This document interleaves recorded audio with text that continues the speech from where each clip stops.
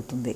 మా ద్వాదశ రాశుల వారందరూ కూడా సులభంగా చేసుకోగలిగే పరిహారాన్ని తెలియచేయండి. నేటి పరిహారం విషయంలో సాధారణంగా ఎవరైనా సరే తమ ఇష్టదైవాన్ని ప్రార్థించడంతో రోజుని మొదలు పెడతారు. కాబట్టి తమ ఇష్టదైవాన్ని ప్రార్థించుకొని తమ ఇష్టదైవాన్ని ప్రార్థించుకోవడంతో పాటుగా ఈ రోజున అందరూ కూడా వీలైతే లక్ష్మీ అష్టోత్తరాలు కానీ, తులసి అష్టోత్తరాలు కానీ, అలాగే అష్టకం చదవడం కానీ, కనకదార స్తోత్రాలు చదవడం కానీ, వినడం కానీ, ఏదైనా సరే విన్నా చదివినా అన్నీ కూడా మంచి ఫలితాలు ఇస్తాయి. కాబట్టి ఇలాంటివి చేసుకోవడం బట్టి ఉత్తమమైన ఆర్థికమైన విషయాల్లో అనుకూలతలు సిద్ధింపజేయడం, అలాగే ఆర్థిక మానసిక మొదలైన విషయాలన్నీ కూడా అనుకూలంగా ఉండడం, గృహ వాతావరణం కూడా మీకు అభివృద్ధికరంగా ఉండడానికి అన్ని విధాలా బాగుంటుంది. కనుక వీలైతే వినడం కానీ, చేసుకోగలిగిన వాళ్ళు లక్ష్మీ అష్టోత్తరము, తులసి అష్టోత్తరం, తులసికి పూజ చేయడం చేసుకోగలిగినా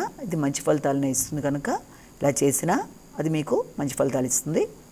ఇది మాత్రమే కాకుండా ఇప్పుడు దాకా చెప్పుకున్న రాశి ఫలితాలని కేవలం ఒక వ్యక్తిని ఉద్దేశించి చెప్పినవే కావు. కనుక తమకే వర్తిస్తుంది అని భావించకుండా ప్రతి వ్యక్తి తమ వ్యక్తిగత జాతకాలతో కలిపి వీటిని చూసుకుంటూ ముందుకు వెళ్ళాలి అన్న విషయాన్ని ఇక్కడ గుర్తుంచుకోవాలి.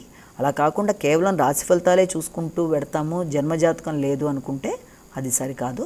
జన్మజాతకంతో కలిపి ఈ రాశి ఫలితాలు చూసుకుంటూ ముందుకు వెళ్ళినట్లయితే ఏదైనా చిన్న చిన్న సమస్యలున్నా తగిన పరిష్కారాలు చేసుకుంటూ ముందుకు వెళ్ళినట్లయితే అన్ని విధాలా కూడా, అంటే ఒక శ్లోక రూపంలో అయినా సరే అన్ని విధాల అనుకూలత అనేది మీకు జరుగుతుంది. కనుక ఆ విధంగా మీరు ప్రయత్నాలు చేసినట్లయితే బాగుంటుంది.